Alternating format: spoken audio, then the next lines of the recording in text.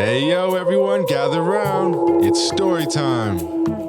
Brought to you by the University of Alaska Fairbanks, Department of Social Work, and the Conscious Party Productions.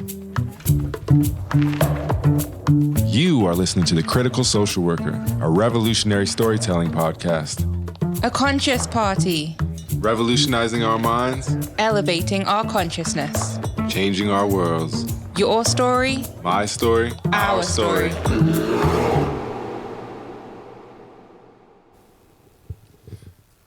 All right. Well, welcome to another episode of The Critical Social Worker. I think we're on episode 55, which is really crazy about how quickly they are moving along. But I'm very happy to be joined this morning by Kwame, who is joining us all the way from Sierra Leone. How's it going? Not bad, Christian. Happy to be here. Happy to have this conversation. Yeah, we're happy to have you.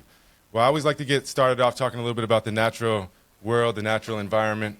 I'm down here in southern Alaska. I'm actually right on the mountain and next to the coast as well. And I think it's actually the most northern rainforest in the Western Hemisphere. So we get a lot of rain, but it's moving right into fall. The leaves are turning colors and they're crunching beneath our feet right now. But, it's actually late afternoon over there in Sierra Leone, 8-hour difference? Yes. How's it over there right now? So we are currently in our rainy season, but we are slowly transitioning into the dry season, which usually happens around late October, early November. So it's rain every day. Well, more so every other day now since we're transitioning. But yeah, we get our share of downpour.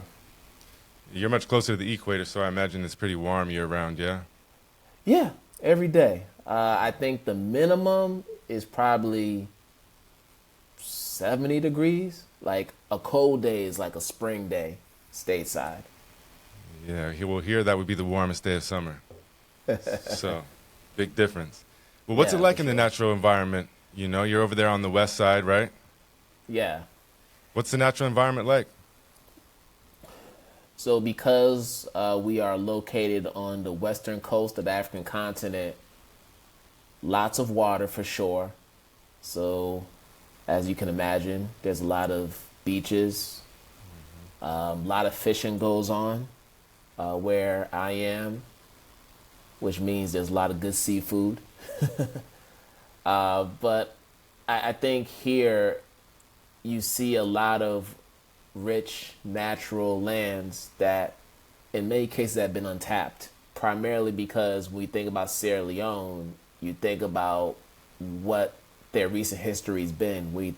Considering they're removed from a civil war that happened a quarter century ago, and then they had Ebola outbreak in the mid 2010s, and then you have COVID. So with all that has happened over the past 25 years, you've seen the impact on their ability to rebuild, which then has an impact on the natural lands. So when we think about the building of hotels and other businesses that are taking place, or the inability for the agricultural sector to really get back on track, all those tie back to the natural lands and the natural resources, which we typically see a lot of the expats take advantage of. So that's just a remnant of colonialism. But if you look closely enough, you still see some remnants of that beautiful greenery and the land that's still around, at least in Freetown. Yeah, well, I mean, because you get a little bit of tourism, right? And that's what they're marketing it as, is the beaches and whatnot, yeah. Especially in December. Yeah. That's the big Yeah, one. well, as, fairly recently finding independence, I imagine there's a lot of change that's always going on, even, it's been 30 years or something like that? So Sierra Leone, I know, gained their independence in the 60s. Oh, in the 60s. As a country, they're about close to, about a little over 80 years old as a country. I see. For some reason, I was thinking it was more recent, but Yeah, Maybe you so think it's South Sudan. yeah, maybe South getting mixed Sudan up. is South Sudan is like real recent. We're talking within the past 20 years they gained their independence. Let me tell you, they don't do a good job in America of giving us a foundation of the continent of Africa. You know what I mean? You kind of have to find that on your own later on. It's kind of, you look at it, if you don't do any extra work on your own, you're just going to mostly look at it as almost like one big country or something like that. Well, yeah, but that's been the case for many, many years. Even when I was going to grade school in the States, it was the same thing. And it wasn't until you got older that you really started to learn about the continent. I was fortunate enough to be an African American minor at Temple University many years ago. So for people who don't know about Temple University, they're the first university to have a PhD program in African American Studies. So that's our calling card. So when it comes to anything studies, we're at the top when it comes to that. It's the same place where Ibram Kendi was doing his doctorate. As a matter of fact, Dr. Kendi was doing his doctorate while I was still an undergrad student there. So I used to see him on campus all the time, doing his work and in different functions. But all that to say, it took me going to college to get that foundation. So imagine if we were able to do that much early on in our schooling. Yeah. Well, what about it then? What are you doing in Sierra Leone now? How did you get over there? So my journey abroad started in 2019. Originally, I was a middle school math teacher in Boston. Prior to that, I was in Philadelphia, where I also went to school. And my wife, she got a job with the U.S. Peace Corps as a director. So we started our journey in Addis Ababa, Ethiopia in July 2019. Ended up staying there on and off for about 3 years before transitioning to Freetown, Sierra Leone, which is where we're currently based. And as far as what I'm doing, I work as an independent consultant through my firm, Identity Talk Consulting, which I started back in 2019 before moving abroad. And the whole purpose is to help teachers stay true to the teachers in them. That's the motto. And we do that through 3 pillars. So we focus on culturally responsive teaching and anti-bias and anti-racist practices and identity affirming education. Those are the 3 pillars. And we do a lot of programming and workshops and different consulting through those 3 pillars. And it's something that's evolved over time. It started off as this LLC where, I'll do one-off workshops here and there. And then over time, we've been able to do podcasts, e-courses, been able to do some work here on the continent, working with different primary, secondary schools to help them be more culturally responsive in their context.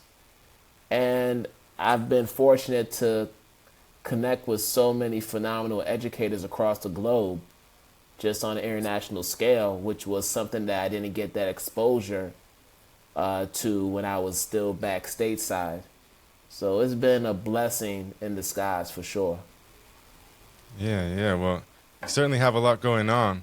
Yes. And you have the book coming out too, right? Learning to Relearn, sure right? Learning to Relearn, that's right. Yeah. Well, before you tell us about the book, tell me a little bit. I'm always curious about the writing process. How did you come about with the idea to do it? How long did it take you? Yeah, Christian. So we got to go back to 2020, 2021. So we're talking post George Floyd. So as you know, around that time, there was a lot of momentum internationally around talking about DEI, talking about race, talking about all these other social justice issues that are happening across our world. And a lot of great literature was coming out. You had literature coming out from academics in the universities. You had great books coming out from other scholars that were focusing on different things of anti-racism. some that were talking exclusively about different historically marginalized communities. So you would see a book focus on indigenous people in the United States, a book that may be focusing on black people, or a book focused on Asian Americans or Pacific Islanders. So they were all kind of isolated. So I told myself, well, these are great books, but wouldn't it be cool to come up with a book that brought all those different communities together? A book that really covered the specific issues that each of these communities experience within the K-12 system. So that's when I started to think about learning to relearn and what it can be. And at the same time, I was doing my podcast, which is Identity Talk for Educators Live. And I was bringing on people from all different parts of the globe, people representing all these different racial, cultural, linguistic backgrounds. And they're feeding all this knowledge into me about their specific identities. So as a podcast host, I was learning about these different people. I was learning about how they view identity. I was learning about how they feel marginalized and dehumanized and oppressed in their respective contexts. And as I was building that knowledge and that capacity, I felt more compelled to write a book that featured all these incredible stories that I was blessed to have on my platform. So that's essentially what Learn to Relearn is. It's a commitment to capacity building. It's a commitment to unlearning. A commitment to centering counter narratives and first person stories from educators who come from the global majority, who come from these historically marginalized communities that we speak of so frequently. And I just wanted to provide a space for them to authentically share those stories and give people a full spectrum of who they are. Because as you already pointed out, the way our history is taught in our schools is very limiting. And that's on purpose. So if we're not able to get the full story in the textbooks, in the curriculum that's being taught in our schools, then we got to do it through other books. And that's where I felt there was an opportunity for me to really show those stories. So What are some of? Oh, go ahead. What are some of the stories? I was going to say, what are some of the What are some of the ways that you're able to make sure that more of the full story is told? I mean, for this book, I interviewed about 50 educators across all these different communities. But out of those 50, just over 30 of them made the book because, you can't fit them all in, and the publisher, they have their limits for word count and everything else. But the things that I did, I went back to my archives and I listened back to some of the episodes I did in the past, and I was just able to take excerpts from some of those episodes that I felt were the most compelling. And of course, got permission from those past guests to feature their stories because they knew that I would represent them in the most honorable and respectful way. But I think if you're thinking about counter stories, how you do it in general, outside of my book, there are different ways to present those stories. Obviously, podcasting is one way to do it. That was my lane. Some people do poetry, some do music, some do it through photography, some do it through comics. So there are different ways to create those counter stories and let people know who you are and where you're from and how you choose to express yourself to the greater society. And I think Learning to Relearn is a book that will hopefully empower people to do the same in their own context, to really be curious. genuinely curious about who people are and not be stuck in those echo chambers where you're just believing whatever people are saying. I mean, that's how our education system is built in the first place. The minute that we're born, we're just expected to believe what people say. And it's usually around this white dominant cultural construct. We take it for at face value. And it's not until later on that we realize, okay, I need to do some unpacking and figure out what's true and what isn't, just for myself, so I could be better informed of who I am and who other people are. Yeah.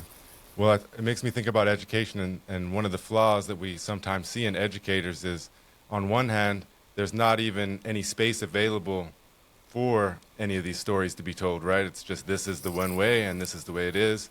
And then the other side you mentioned to yourself is a lack of curiosity.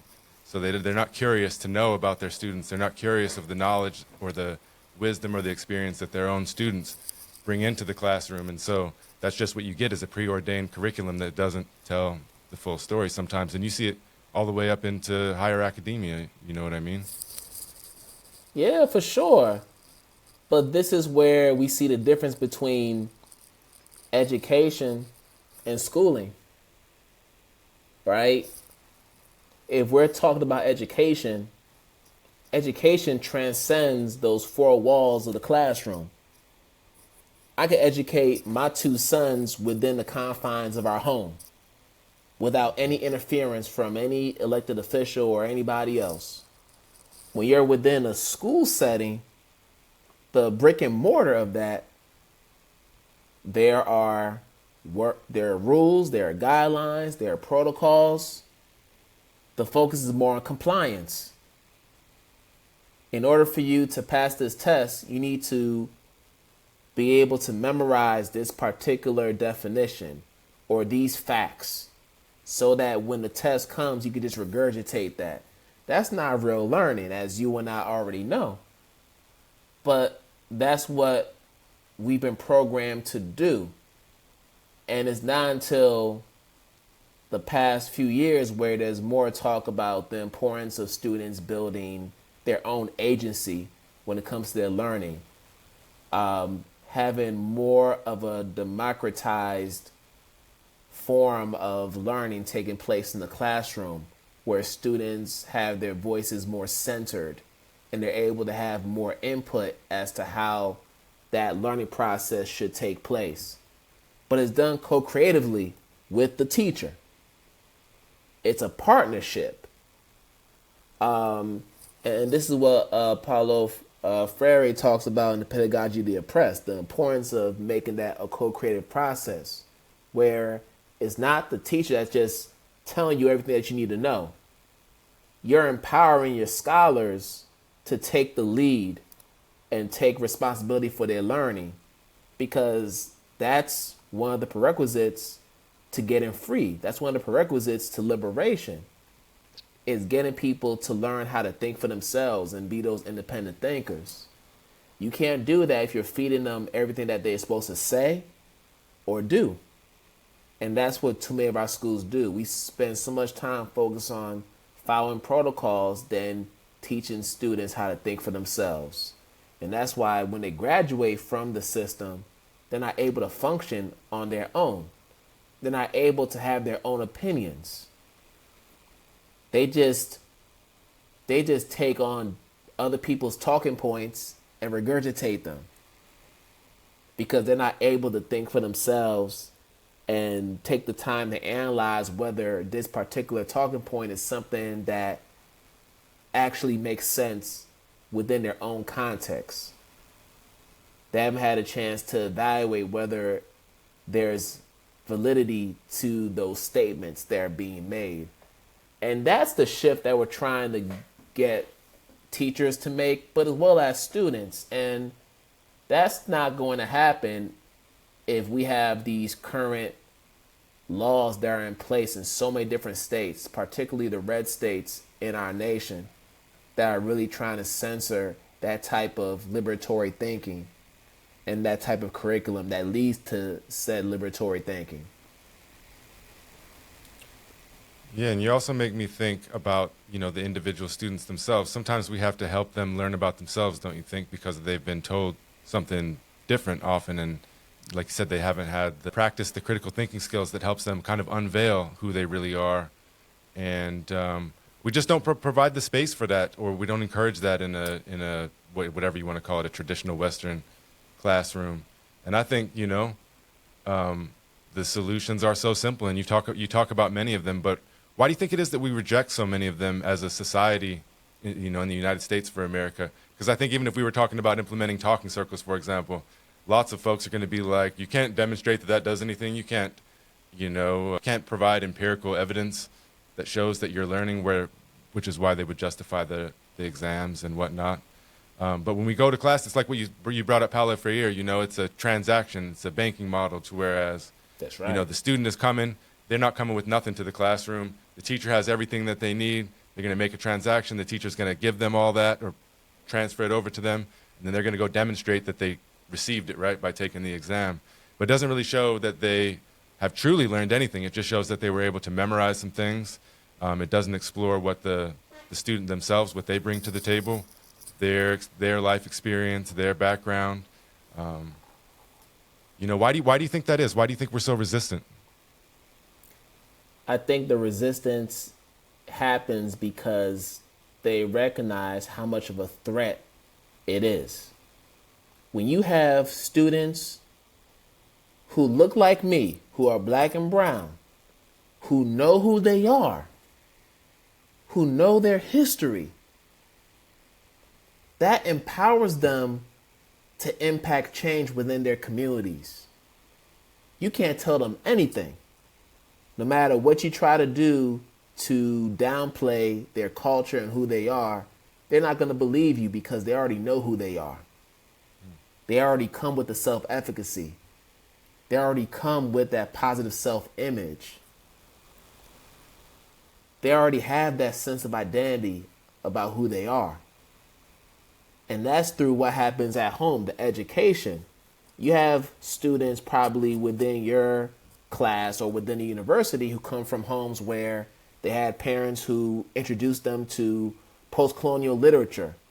Parents introduced them to children's books that had black and brown protagonists. Other forms of counter stories that feature some important influential figures that you don't hear about within our schools. So when you come from those type of settings, when you are able to go to or have access to libraries and other venues where you're able to have the opportunity to learn about these stories, and you then internalize them, and you believe what's being told, and you're able to aspire to be those very people you read about. That's the power. That's how you counteract the internalized trauma that you feel. You got to see people who did it before you. And if those people aren't being exposed to you within that school setting, how can you ever learn about who you are if you're not getting that from home? And that's the whole thing. That's why you see so much resistance to anything that's CRT, whether we're talking about critical race theory, whether we're talking about culturally responsive teaching, any CRT you can think of, there's a resistance because of that power. People who are resistant to it know that if enough people have that belief within themselves and they recognize the power of who they are, it's going to lead to an upheaval. It's going to lead to the biggest revolt there is. That's why they do everything in their power to censor it.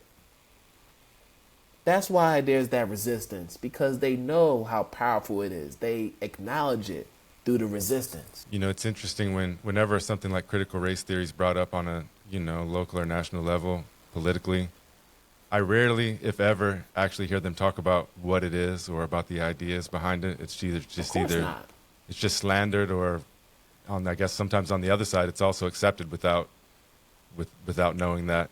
But I think, yeah, when you see there's red states freaking out about it, I never hear anything actually that reflects what critical race theory is. And if you're going to be against it, then, I just wish that we would at least be able to talk about it and have a conversation about it. But you can't even get there in those situations. Yeah, and listen, I am no critical race theorist. There are people who have been doing this work, who have been doing the research for many years. I was just fortunate enough to talk to people who are critical race theorists and have informed me of what it is. And they've been able to give me the Cliff Notes version of what that is. And I've been able to see how that connects to my practice as a teacher and how it connects to the way in which we view the world as a whole. So when we think about the tenets of it, such as the fact that racism is endemic, it is widespread. I don't care where you are in the world. You're going to see some racism. You might turn your head away from it. You might not even know that it exists, but it's there. That is an undeniable truth. The importance of counter storytelling, the ability to be able to push back against those dominant narratives that invisibilize the stories of Black and brown people. We have to talk about those things. These are all part of what critical race theory is. And when you dig deeper and you study the works of people such as Dr. Kimberly Crenshaw, Dr. Tara Yosa, who's done a lot of work around community cultural wealth, how that's important. Of course, Dr. Derek Bell, whose work is also very paramount. Like, there's so many of them that you really have to dig into to really learn about what critical race theory is. But once you start to do that, dig into that rabbit hole, you really start to learn some things about yourself, but also other people. Yeah. Well, I wanted to say we've been ignoring the audience, and if you're in the audience and you'd like to call in with a question or post one in the chat, I don't see anything yet, but I've missed them before, so if you have something to say, feel free to speak up at any time. Yeah. I'm looking at chat too. I don't see anything. I don't see anything. I missed it last time and got them all at the end. But anyways, you talk a lot about, being culturally affirming. What do you mean by that? I mean that term is very self-explanatory. So when you affirm somebody, it means that you acknowledge them, but not only acknowledge them, you accept them for who they are fully. So that's what the affirming part is. Now, when you tie that to culture, now we're talking about the importance of affirming where people come from, affirming people's ways of life, their traditions, their customs, their worldview. You're taking all those things into account as a teacher and finding ways to incorporate that fund of knowledge into your practice, because that's how you're going to let that student know that they're welcome within your space. So when I talk about culturally affirming education, creating that culturally affirming classroom, I'm talking about creating a space where students feel that sense of belonging, and they know that when they enter this space, they can be their authentic selves fully, and everything about them is going to be affirmed, from their customs, their culture, their traditions, their faith, their ways of life, all the things that make up who they are. Yeah, so let's say you have a multicultural classroom just mixed up of different groups of kids. What are some of the ways that you can go about even just starting to think about being culturally affirming, as you're entering the classroom as a teacher? I think when you look at those first few weeks of school, you're all about relationship building. That really should be your primary focus. You shouldn't really be getting into the curriculum first day of school. It should be about building that community that's going to thrive for the next 9 to 10 months of the school year. So part of that building is getting to know where people are from, their families, their life outside of school. So one activity that I like to do with students is what I call the me bag. And it's a very simple activity. It's something that I've shared in other platforms, but it's really just students having a bag. It could be a book bag, it could be a paper bag, a plastic bag, and they're putting inside that bag 3 to 4 different artifacts that tell a story about who they are. So in past years, I've had a miniature Ghana flag because that's where my family's from. So I talk about the time that I spent in Ghana as a kid during grades 7 through 9 and how that had a major impact in my self-image as a young man who didn't really know much about his parents' home country. I also had a Jif peanut butter jar because I love peanut butter to this day. I used to eat peanut butter out the jar. So I tell that story, right? So it's just a way to provide an entry point for people to just share the stories that they want people to know about them. Now, once you do something as simple as that, now you start to build trust along the way, because now the students see that you're interested, you're invested in knowing about who they are. You may also do some home visits. Like in the past, I've visited some of my parents or my students' homes and have had conversations with their parents where you really start to see how they live at home and how that culture is reflective within their homes. So home visits are also big as well. But I think the biggest thing out of all is you have to have that intrinsic motivation. We talk about intrinsic motivation all the time in education. There has to be an insatiable urge to just want to know about how other people live and about their culture and how that impacts their ability to show up in your classroom. You can't be a justice-centered educator. You can't be someone that says that they're all about being an anti-bias or anti-racist scholar if you're not expressing that intrinsic motivation to want to learn and build your capacity. If you're not being restorative, if you're someone who makes a mistake and you impose harm and you don't do anything to try to rectify the harm. You don't try to read up on a publication. You don't try to watch a recommended video or listen to a recommended podcast to learn about why that harm is harmful. You have to have that urge, that desire to want to know more about who these different people are so you can have a better idea of how to interact with people and then consequently build that rapport with the students. Yeah, and I know, speaking as a white educator that's, traversed many different spaces, I think that a problem that white folks often encounter is it can be hard, to be disillusioned with things sometimes because even if you didn't have an ill intent, you have these ideas that you took for granted that they may not be true, if that makes sense. And you really have to do the work and be willing to sacrifice maybe even like a part of what you considered yourself. And you have to kind of break through those things. And for if anybody's out there listening, and you feel like you haven't really started that work yet, that can be some of the hardest part, is just initially, like, where do you even start? Because, it's one thing to, say, create a culturally affirming classroom where you have loads of different resources if you've been researching or learning about those things for years or decades or whatever, but it's another thing if you're just doing it from scratch. And so I was wondering, what do you think about that? Like, how does an individual, become to start, diversifying their curriculum, using strategies that are more culturally affirming? Where do you start from scratch and start to think about those things? And, where do you even, like, if you're talking about pulling in other resources, where do you start? Do you think you look for other people's lists?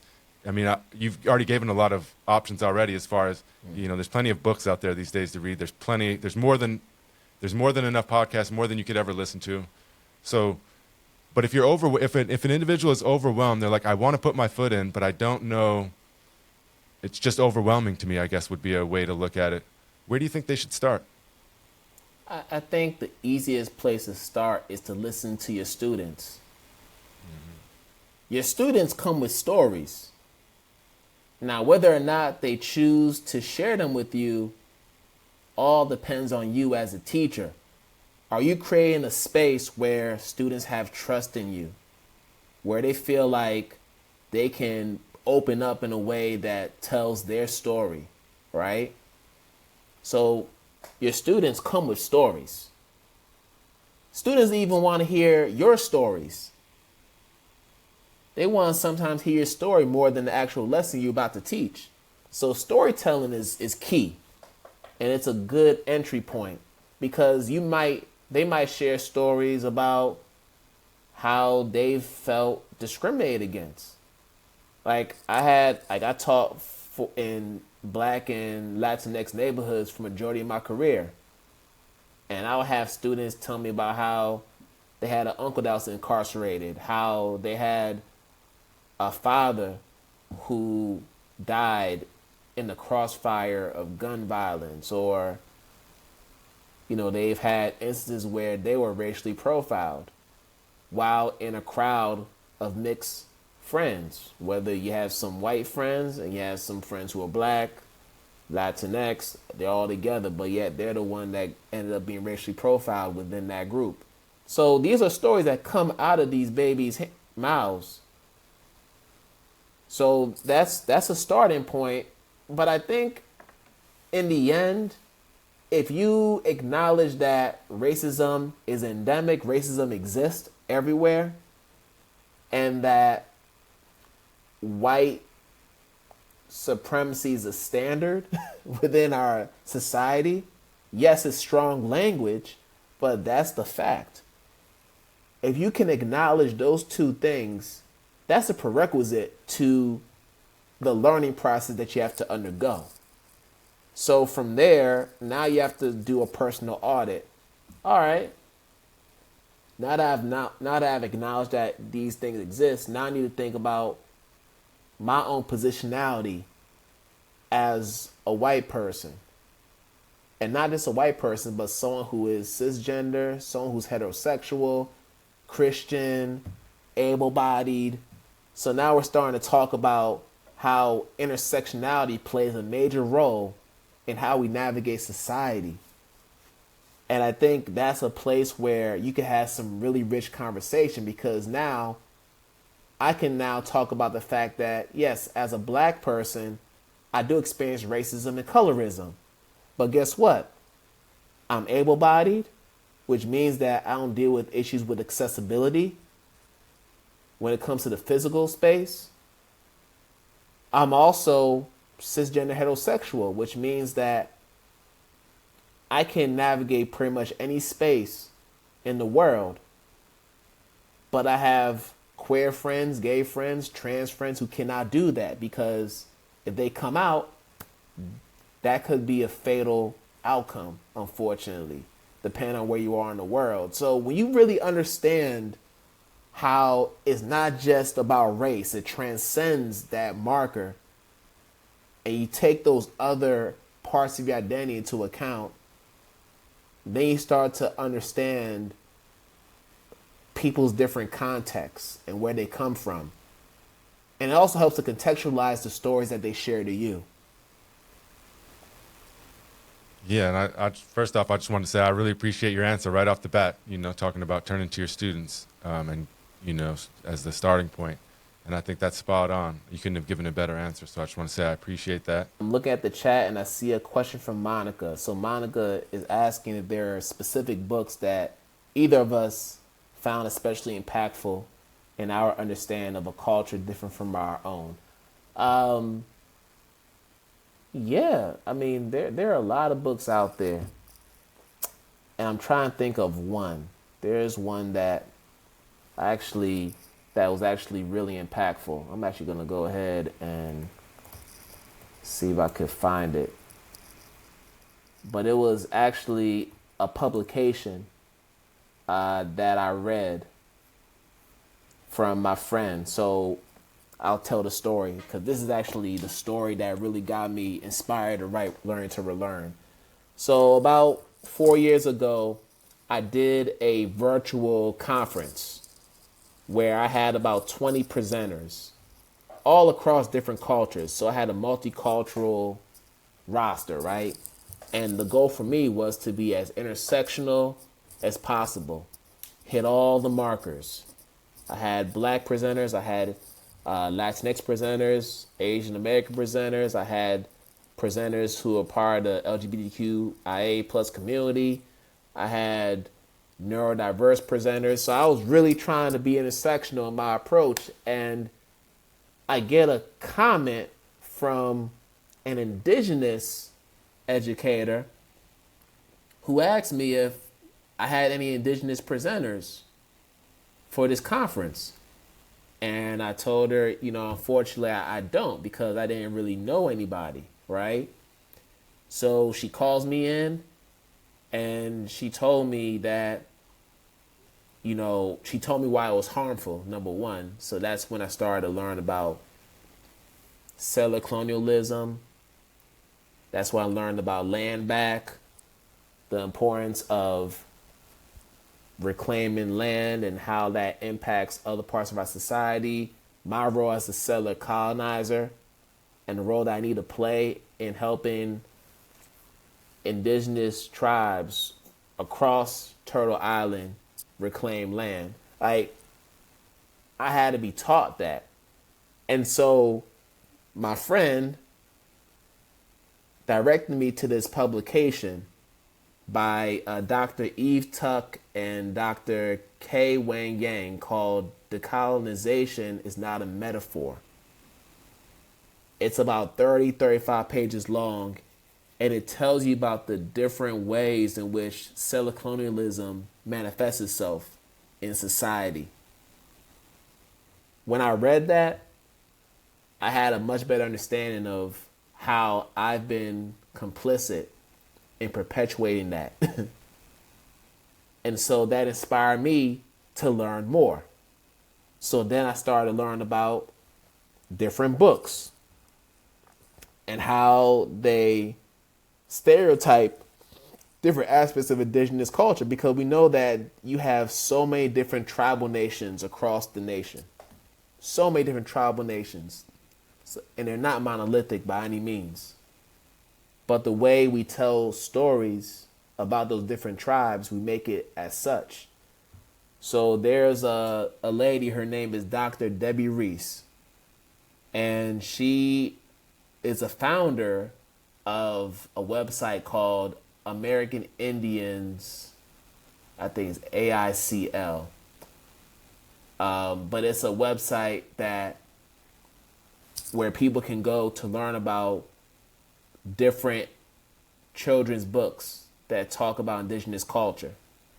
And she also provides you with reports on why certain books are harmful to the culture. Oh yeah, AICL is American Indians in Children's Literature. So people can go there.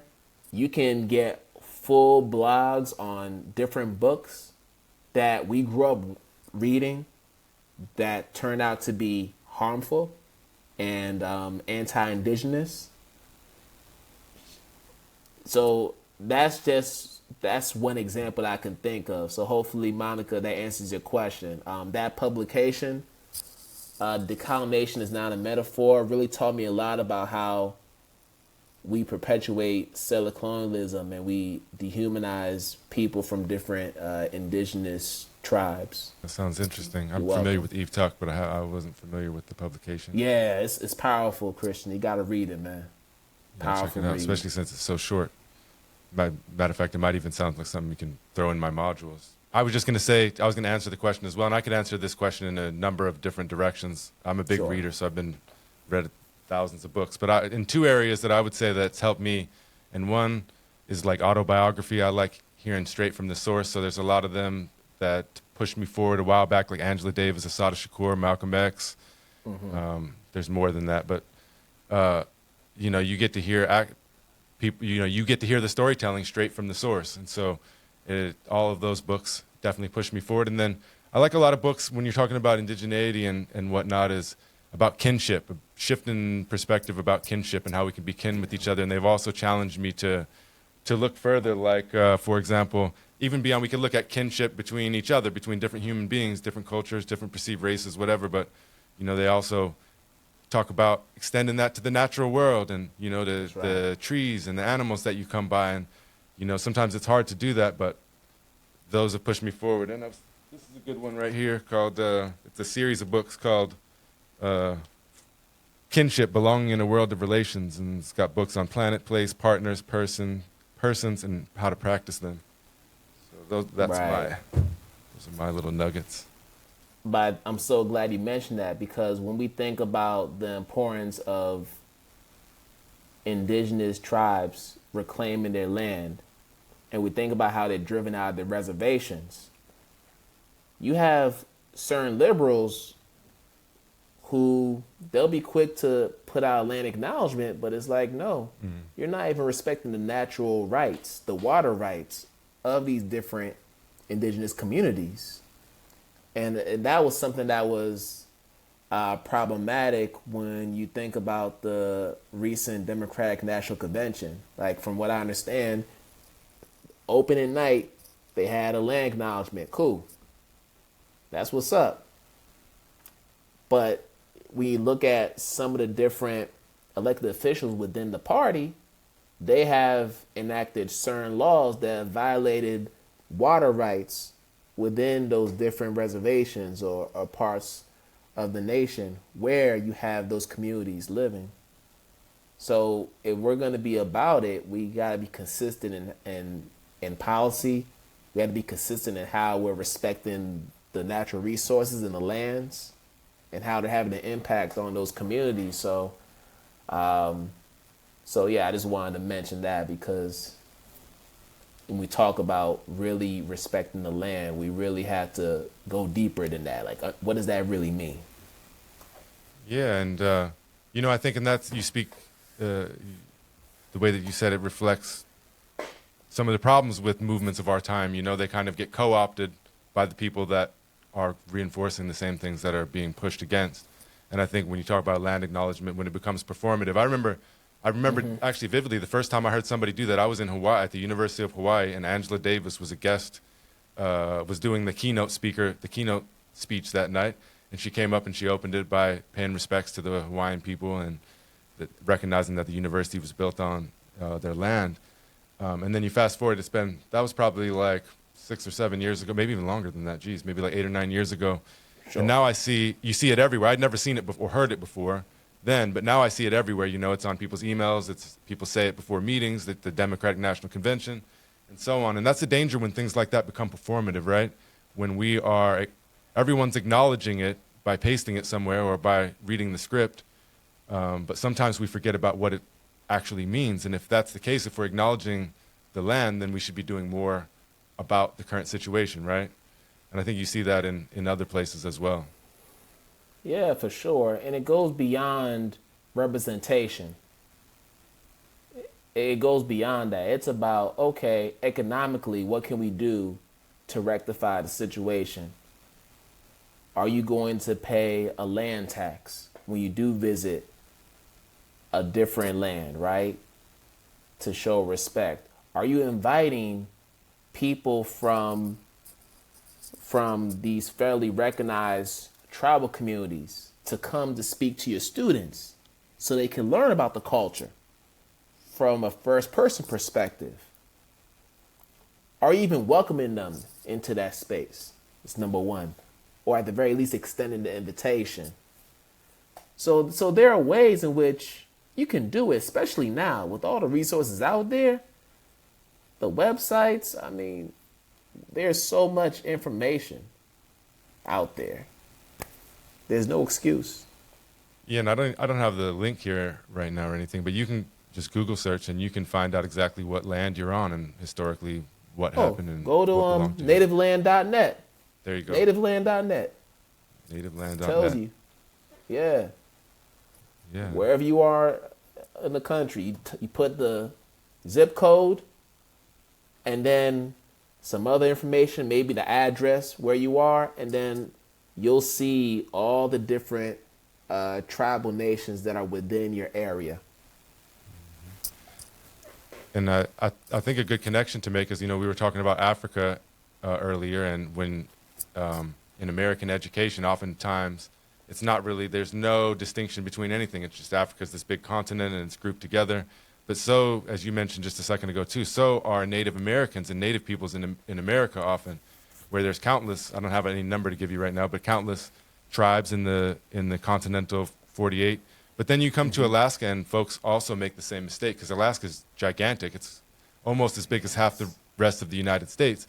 And so people think there's like an Alaskan Native, or there's an Eskimo, or this or that. But the truth is that there's people from all over this state and connected to Canada. And now there's an imaginary line, that folks were once connected right there. But there's different tribes and different kinds of peoples with different cultural backgrounds and different beliefs. And there may be things that synchronize and that collectively they appreciate together, that align, but we take for granted that there's a lot of different people here. And so people often laugh when or are confused when I talk to them about, I first got into this kind of education through Alaskan Natives, and I was a part of talking circles where folks were gathered from around the state and congregated, and we participated in talking circles. But people are always like, well, why do you call them multicultural if it was Alaskan Native? But I'm like, that just shows that you don't understand what that means, because it was, some of the most multicultural groups I've ever been a part of, and it was even more so because folks were able to affirm their own culture, if that makes sense, in those. They were very aware, and not all the time when you gather in groups, right, is everyone so aware of who they are and their ancestry and all of that. But when you go to one of those, it is multicultural, and people are very, very aware of that. Yeah, for sure. And that's important to point out. Yeah. Well, what else is on your mind, Kwame, as we're moving into this new world with education? I think that the pandemic obviously changed things. Before pre-pandemic, I had never done anything via video conferencing ever. I think I took a class once, and it was on the phone, like phone conferencing. And then pandemic hit, and I was teaching a couple classes at that time, and they all went to Zoom. And for the most part, I've had a few exceptions, but for the most part, almost everything that I do is via distance online. I know I'm at the college level and you're more K-12, but certainly things have changed. And what's on your mind as we're moving forward into this new world? I think we're moving in a great direction. I think when the pandemic happened 4 years ago, it shook up the way that we look at education. It really forced us to reimagine. I know that's a word that we use a lot, but we had to reimagine what education can be. It forces us to be innovative. And there are people who are scared of innovation because they haven't had to do that. They've been able to be comfortable for years just doing what they do every year, looking at the same textbook, following the same scope of sequence, same curriculum, without anybody forcing them to do something different.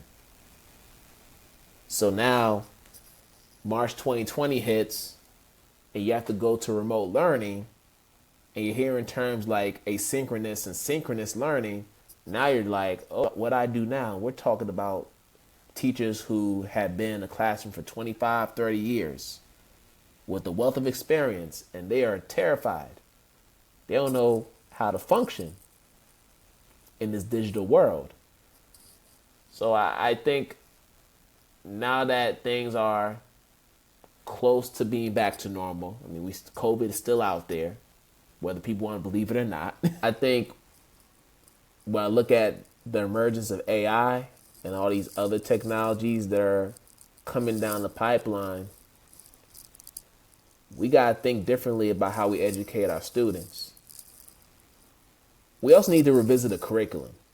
When we think about jobs, careers, it's not what it was 20, 25 years ago where, okay, you got to go to school for 4 years and get you a bachelor's degree and then go and get a master's and then eventually a doctorate. There are kids who are getting so good with coding, with AI, they're figuring things out, that they can get their whole education through YouTube or other apps and advance themselves in that way. And that's not to say that going to college isn't important, but guess what? If you're able to figure some things out without having to pay thousands of dollars in college tuition, I'm all for that. And you have the ability to make it happen more than ever with what's available. So I think that's the direction we're going. And students are starting to see that. Students want to learn more about this world. So we have to adjust our pedagogy and even our curriculum to include that, so they can be better prepared for this digital world that we're entering. You know, even the idea of going back to college, but the idea of the lecture doesn't really make sense anymore, because you could record it, you could watch 1,000 other lectures by people with more knowledge than yourself, if that makes sense. You can get a drone.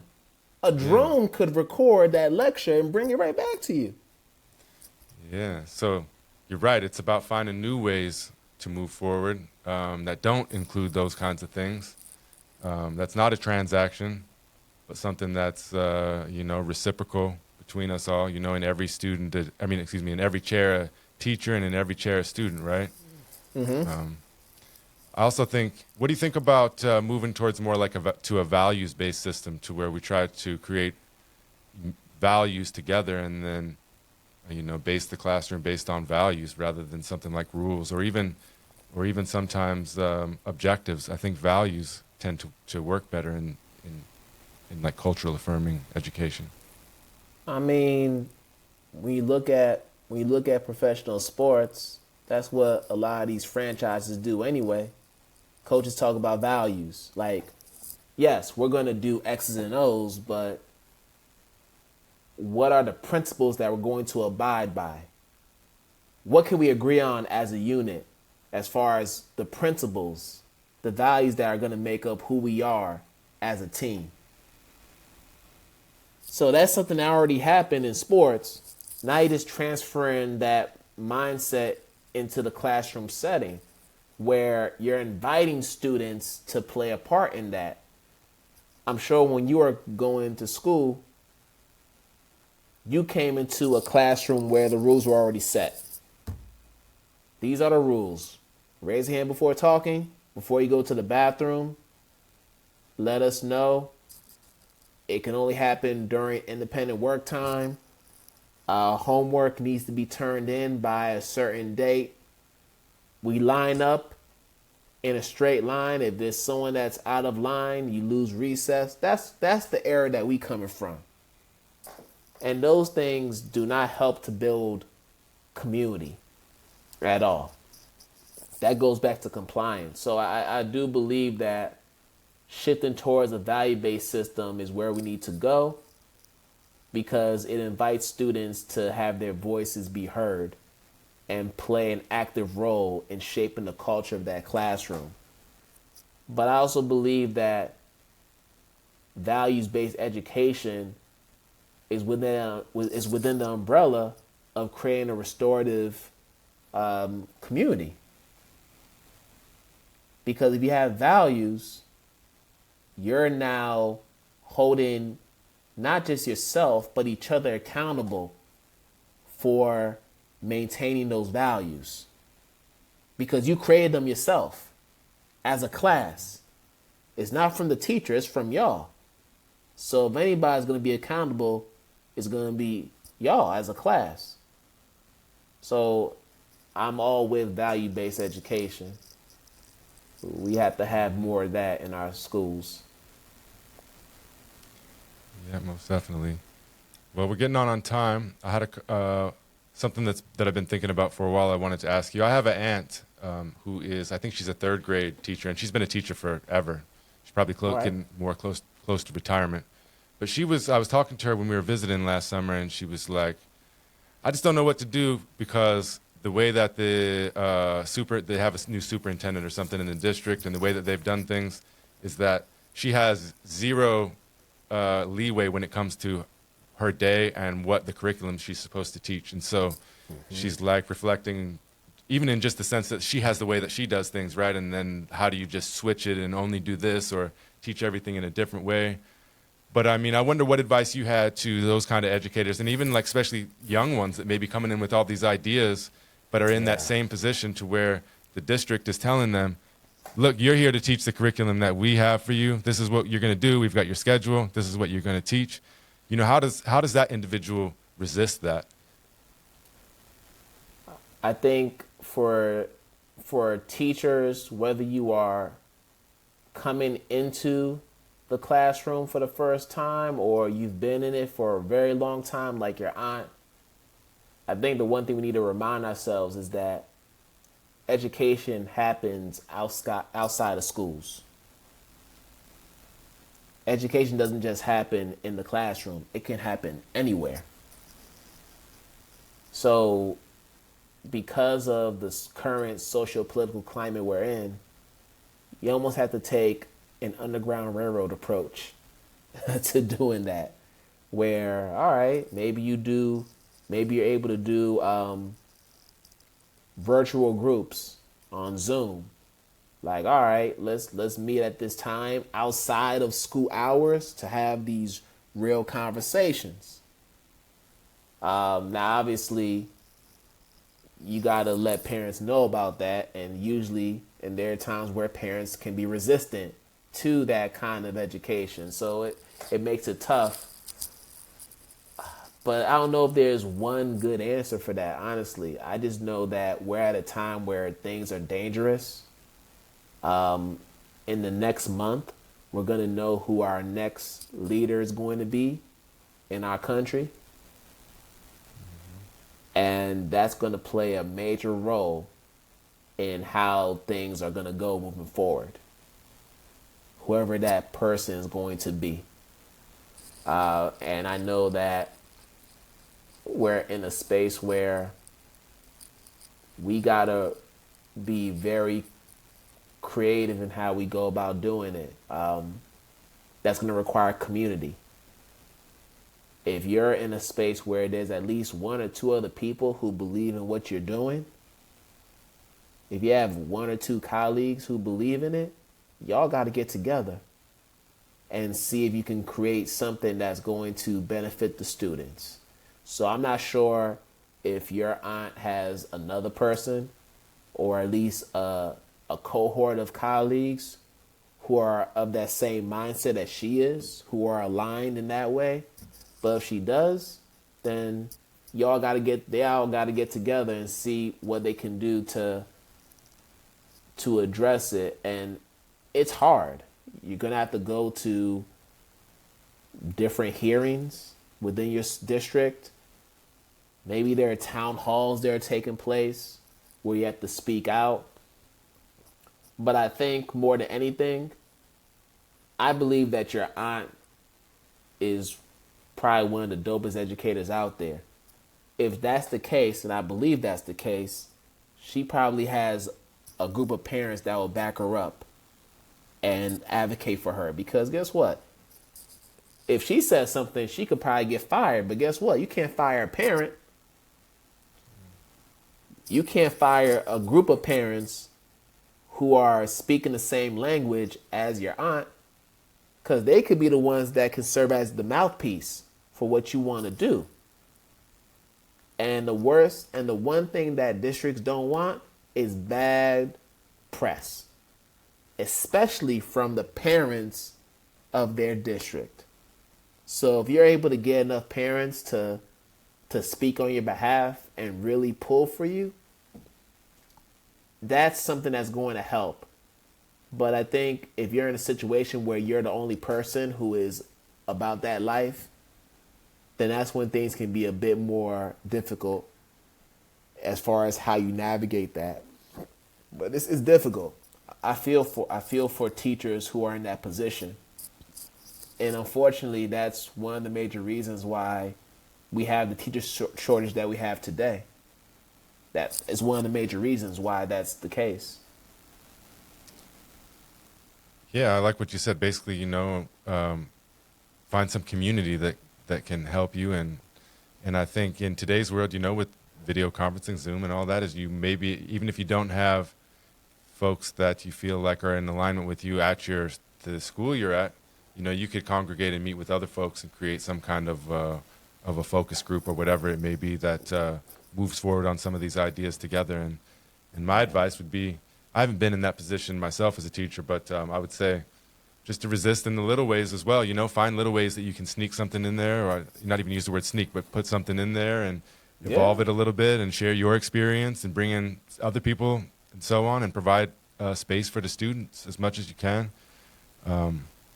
So, yeah, well, Kwame, we're getting on time, so I think it's about time we wrap this up. And I just wanted to, first of all, I wanted to thank you for taking the time out for me, for the students, for anybody that's listening to the podcast.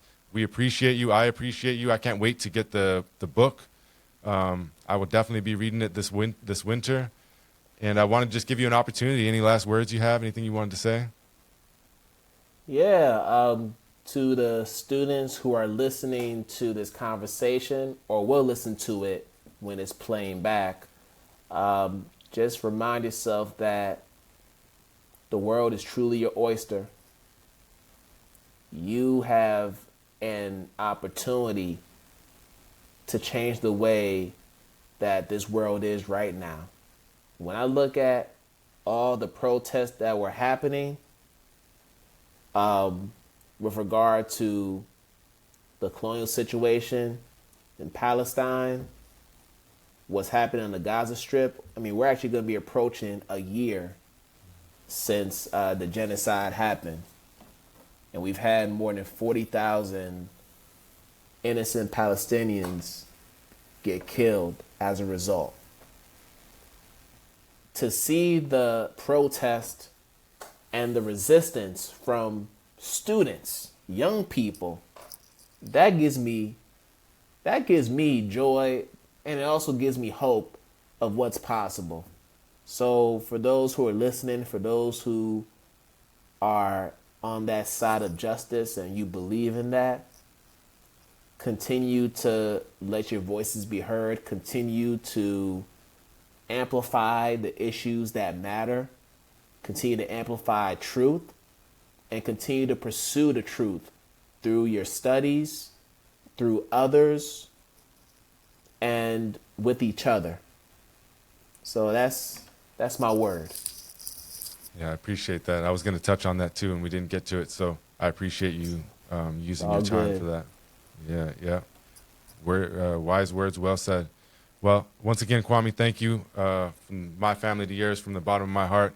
Appreciate you taking the time, and much respect to you for who you are as a human being, as an educator, for all that you do. And, let's keep working towards, making this world a better place for each other and for children in the future. Much respect to you. Christian, man, appreciate you for extending the invite, and I appreciate the work that you and your wife are doing when it comes to reframing how we look at social work, because I think that's an important conversation that we got to dive into more often, is how we do it in a way that's within that liberatory lens.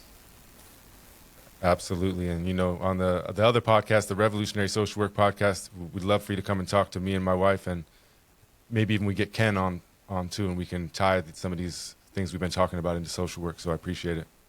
Yeah, absolutely. Man, I'm trying to learn about that side too. Yeah. All right, Kwame, have a great day, and I'm sure we'll talk again soon. All right. Thank you, Christian. Thank you, students who are listening. Best of luck to y'all in your studies for this year. Hey, yo, everyone, gather around. It's story time. Brought to you by the University of Alaska Fairbanks, Department of Social Work, and a Conscious Party Productions. You are listening to The Critical Social Worker, a revolutionary storytelling podcast. A conscious party. Revolutionizing our minds. Elevating our consciousness. Changing our worlds. Your story. My story. Our story.